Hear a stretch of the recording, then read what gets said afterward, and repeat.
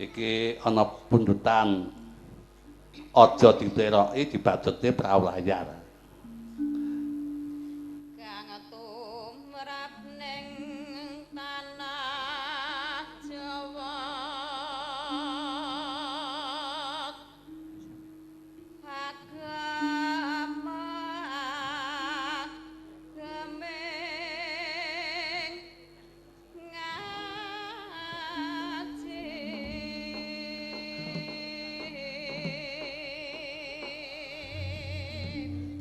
Ya.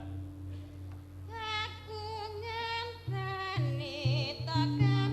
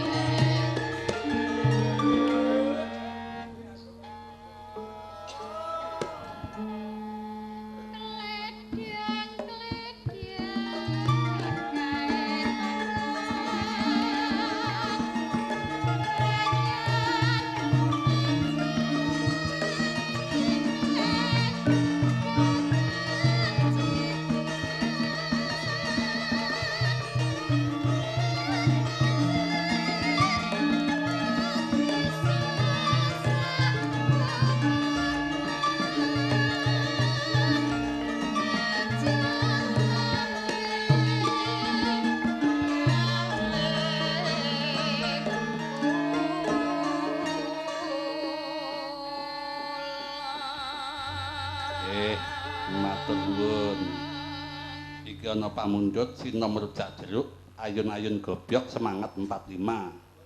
Genting menika kula aturaken dumateng Bapak Kacar sakeluarga saha sedaya para pamriksa ugi pandemen ringgit purwa wonten ing Silareja kanthi atur sugeng migatekaken kanthi renaning panggalih mugia dados lelipur wonten ing dalu menika. Mbak salam ing Bapak Guru Bekbati ya. Iki semangat 45 gandeng iki wis nyaketi HUT kemerdekaan ya. Tapi nyuwun bawanipun memulih sang proklamator nggo tibake 45. Mangga Mbak Yatmi. Mbak Win suaranya sancak ra? Ya. Enggak.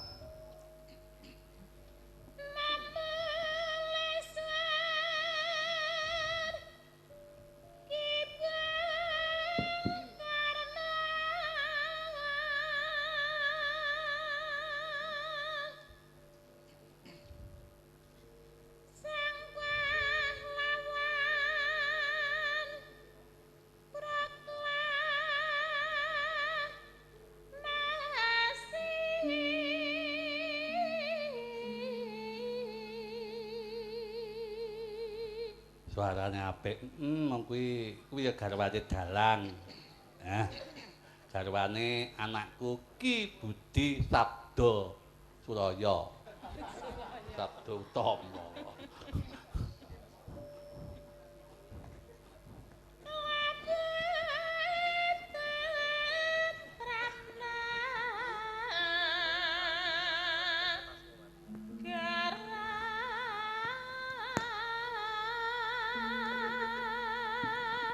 Suara utuh.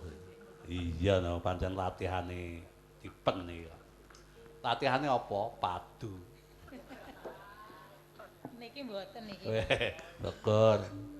Lah. Rumasaku anakku sitok ki angger preine padu itu malah ra tau tanggapan. Aku mbatin bocah ki pelarisane apa padu.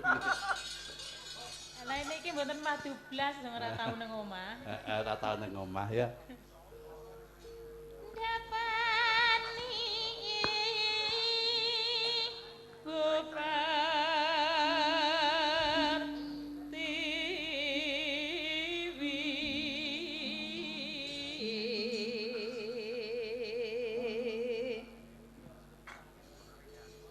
pantas tinular sami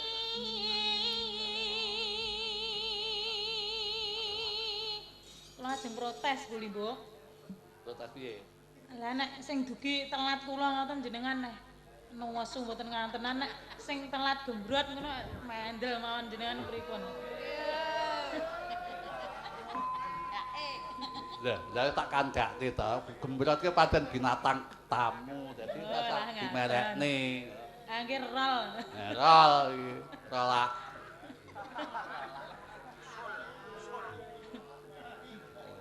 Aku meri Wah, nek. piye to teko rawar kancane nggawa bis dhewe. Iya. Rumah aku nggawa anu kuwi apa? Nggawa motor ora ning payon iki kaya wedhus. Nggih. Mulane krawitane kok jak bareng yo gah. Anu terase gembrot niki wau anu rasan-rasan Pak Gut nek mayang ra nek aku ora iso semangat Mbak. Ngoten niku. Napa saestu, Pak? Tenan pancen prewangane kuwi kok. Oh alah. Layak ta. Heeh, piye to? Asmanira ngambar arum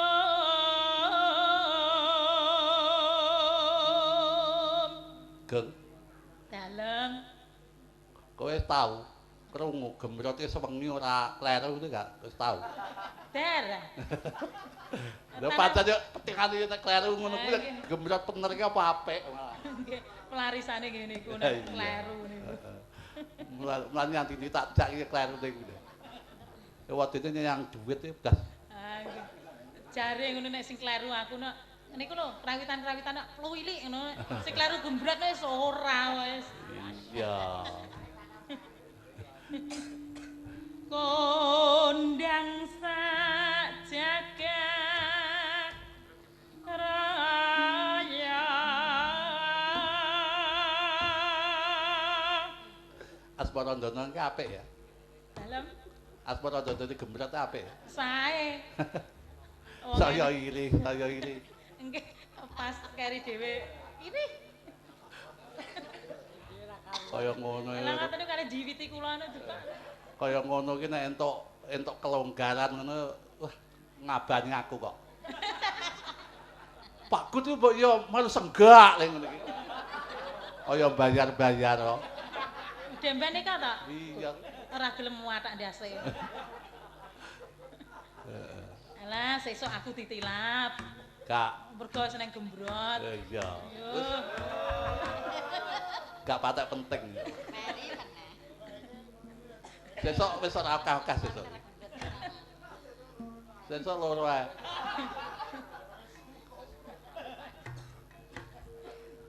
Lestaringan desa iki. Lah ngomongi gembrot ae bisik-bisik. Heeh. Wis aja semelang sesuk semben tak jak ruwatan.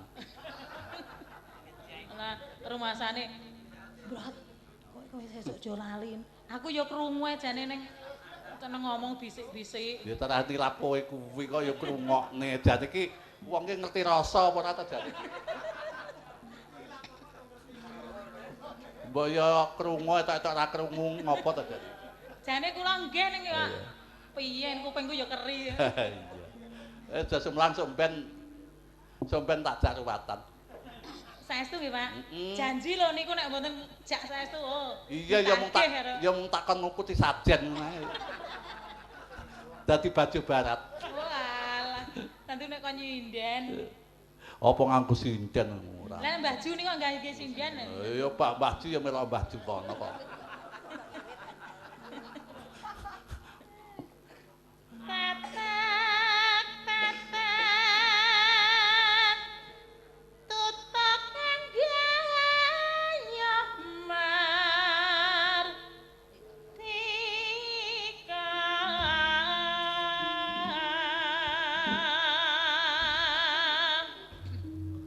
Iya, Mbah Ju. Eleng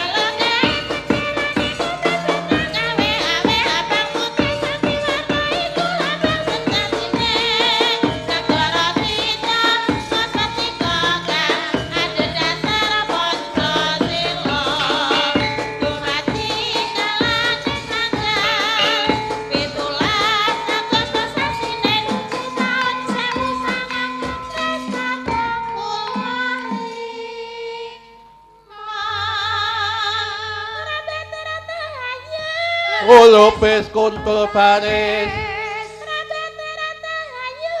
Ulupis kuntul baris Tumandang bareng maju Pengantikan rahayu Merdeka, merdeka, merdeka Bumi kelahiranku Merdeka, merdeka, merdeka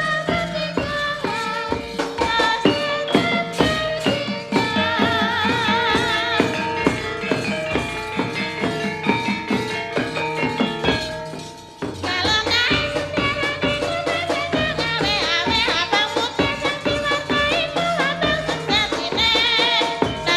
kita wis merdeka kang ada dasar Pancasila dumadi kalaning tanggal 17 Agustus sasine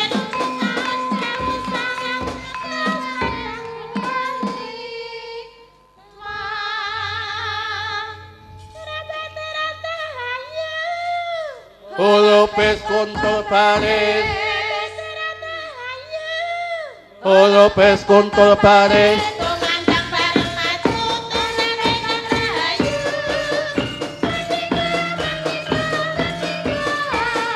Bumi kelahiranku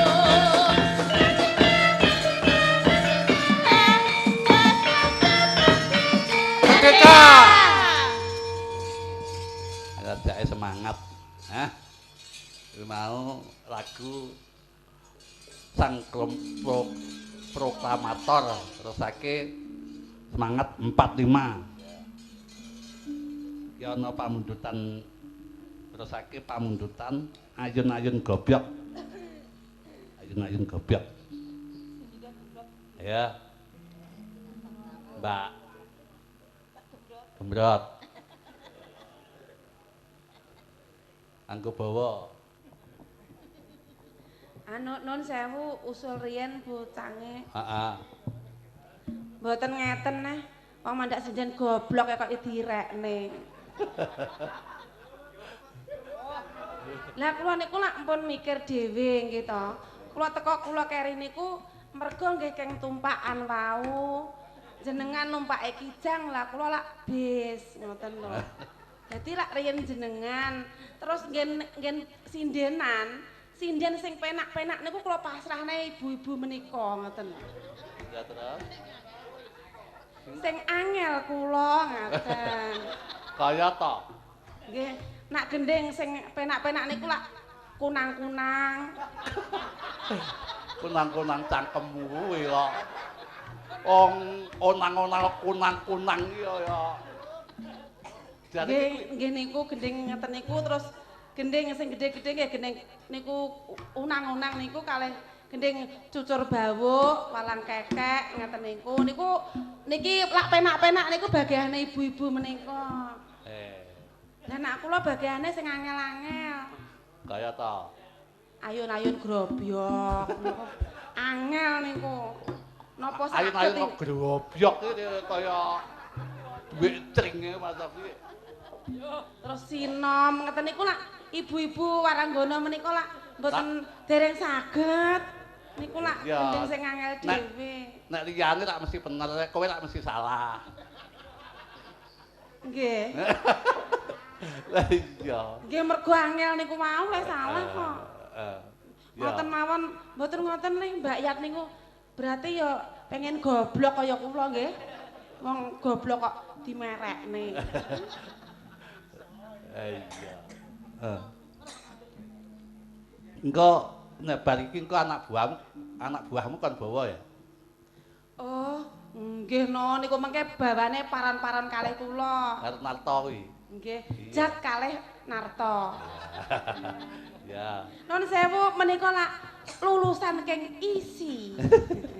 Anak buah kula ISI, Institut Seni Indonesia. Wow. Wah, niku nggih pun pinter-pinter. Pun kula latih pun pinter. Alah, lae. Latih ngemis. Nun sewu niki kula usul asal napa mboten? Usul apa? Kula tak mboten sah anu gending niku mau ayun-ayun. Ya apa? Bawa mengke kalih anak-anak kula nika paronan. Ya bawa apa? Niku anu.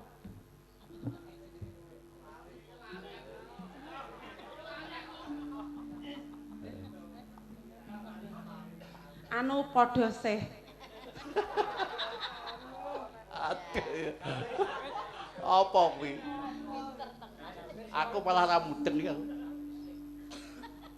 Padha sih apa bangsane? Anu Pocong padha sih.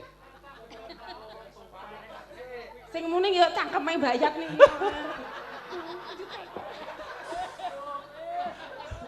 Apa ada kok bawa kok pocong padha sih? Wah berarti goblok tenan niki. Nggih. Sindian sing goblok niki asline.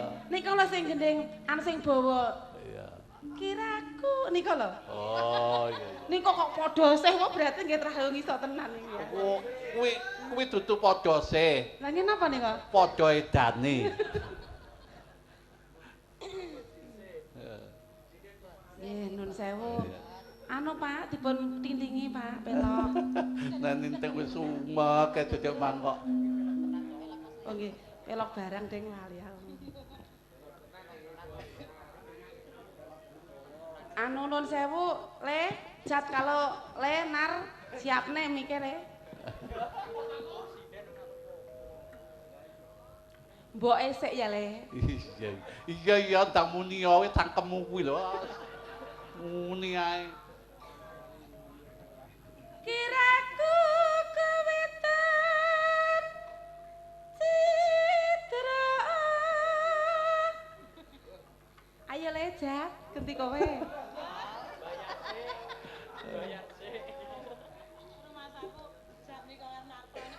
Ya.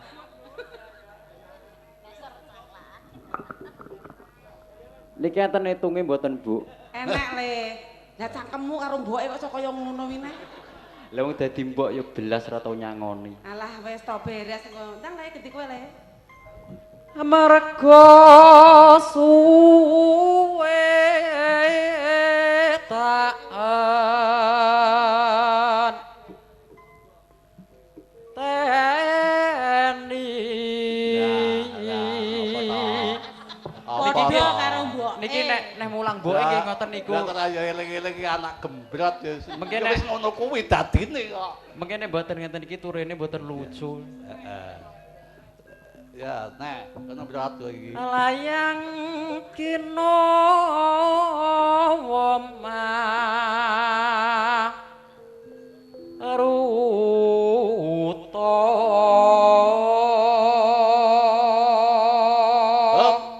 Gembrot. Niki tesih setunggal niki. Hambal hanga teni.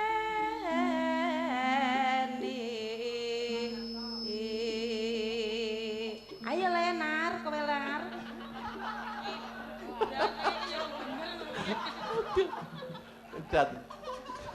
Dadi mbok-mbokan iki Mas aku karek perintah.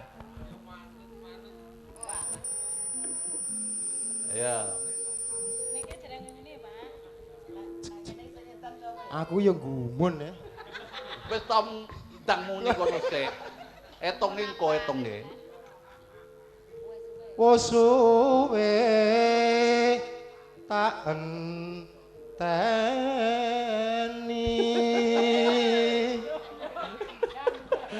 Dan apik. Bocange. Heeh. Lah nek Narto kalih anu nujar niku nek ten gembrot kok tunduk men lah kowe jane mboke ne. Lah ya aku yang Nek gumun malah aku. ngenyak-nyenyak ndasku nek tak kongkon. Ah jemne kowe nyang aku yang nyak-nyak kok. Bocah kuwi nek nyang aku ki nek nang ngarepan inggih dateng sendika. Ning aku mungkur alah adek ya ora iso ae. Iya bola-bali anak gembrot kuwi aturaran gembrot. Biyen ki apik-apik lho nyang aku bekti-bekti lho. Saiki sak suwe dadi anak buah gembrot iki. Wah, runyake ra ilok-ilok. Ten ana. Ya, berat. Ya.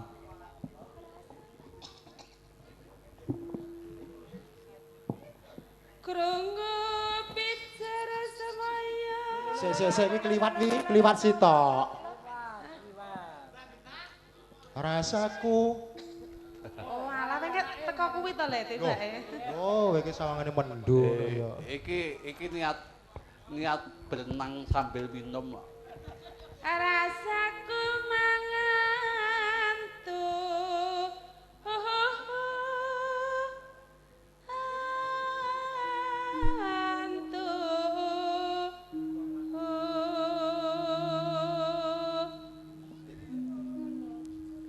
Bicara krungu semaya. Ayo le, Jat. Iki kowe hitunge piye to, Bu? Jane kok bolak-balik. Asta tenang, muni yo cakemmu. Elingo yen tak teni. Iki gembrot ngetokne pengeram-eramane iki. Perintah Yatmi barang.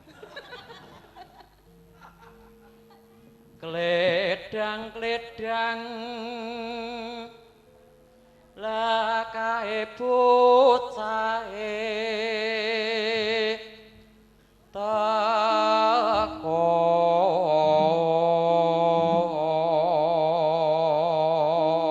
ya Nun sewu nae waranggono niki lak dipun tibakaken langgam kula mboten bucange Apa? sapu tanganku. Wah, iya. Iki kejutan pokoke. Pokoke kudu beda karo waranggono kuwi ya. Nggih no. Nggih. Wong iki lecek kondang sak RT.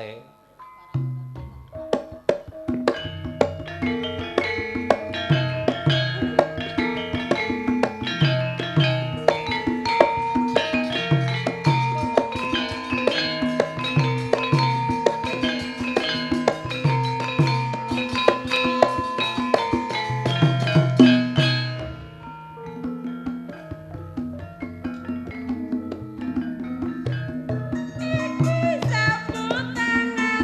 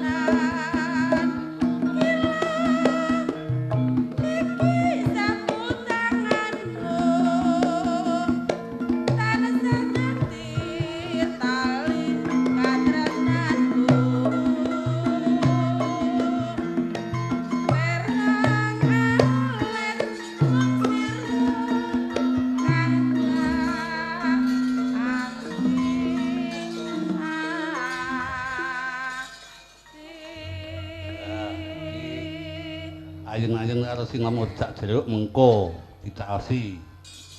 Ya, iki ana tuntutan. Aja diperoki dibacutake perahu layar. Ya. Terima kasih atas pelayanannya. Wassalam dari Pak Pratama Purworejo. Ya. Aja diperoki.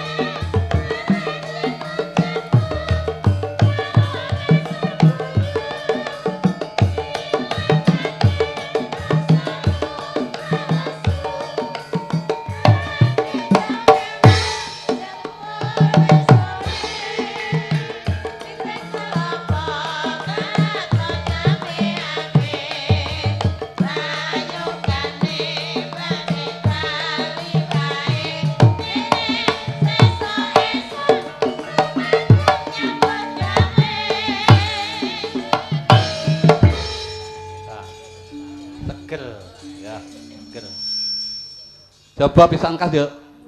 Pisang kas ya. Pisang kas coba iki nggarap campur sari. Nah, tak duetake gembrot karo anake lanang. Jat nika. Apa? Jambu alas. Jambu alas. Nggih bote ora eneng. Kowe apal ora ta, Le? Apal to? Nun sewu wonten penyanyine ngendikane. Ya. Jajal. Ayo nggih monggo. Bos campur sari. Terus ya.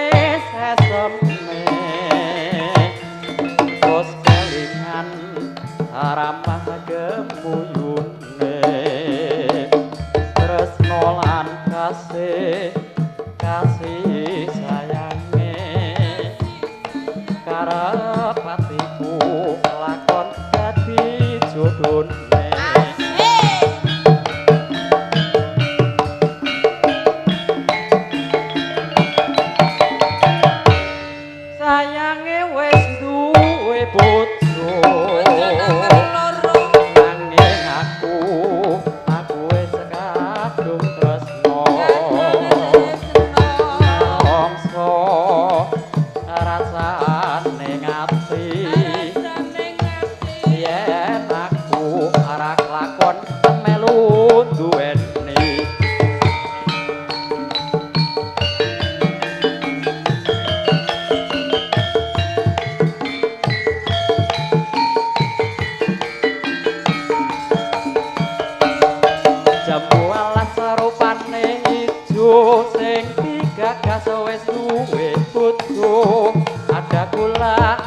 ya semut durung rondo aja direbut.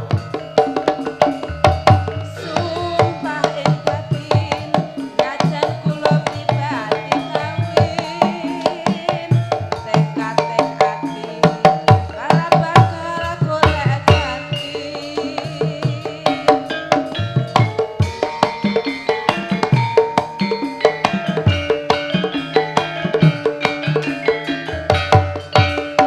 Sumpah wis janji arep sehidup semati senang lan sedih bareng-bareng dilakoni.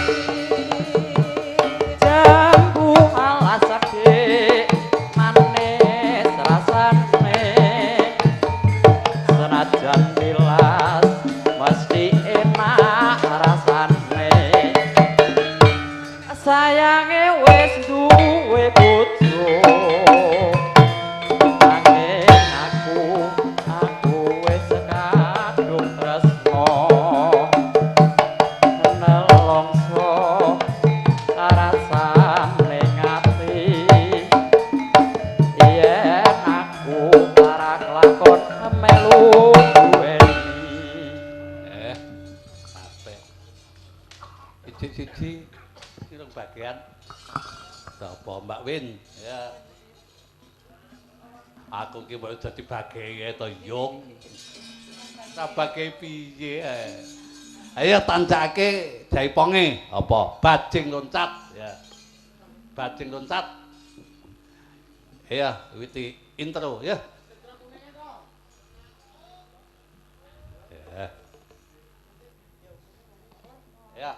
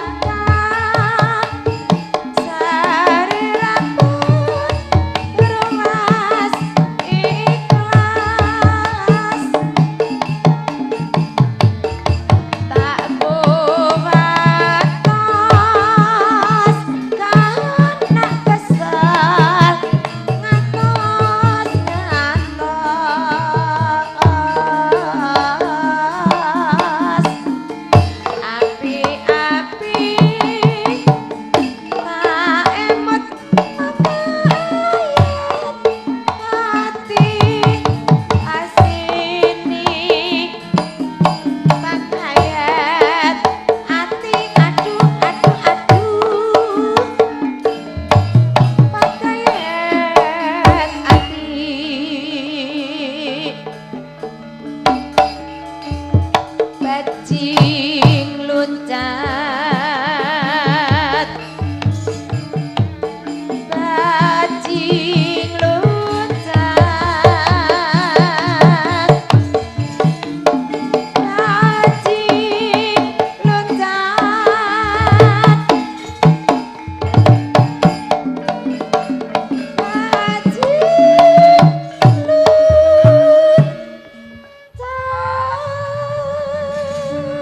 Nduk, apa suka-suka parisuka diterusake engko nggon gara-gara ya, Nduk. Iya. Sing bagus ayo padha netepi wajib nderekake ingkang sinuwun. Ayo tak derekake. Kuku sing dupa kumelun ngeningken tiasang ngobake. Kawengku sagung dadahan. Om nanging sang tangi kipi sang resika neka putra kang anjok saking wiyati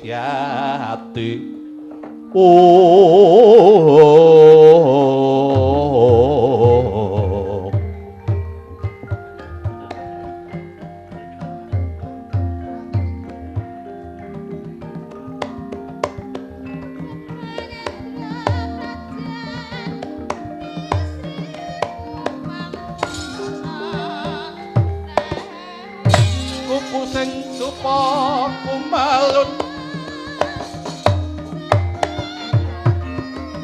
oh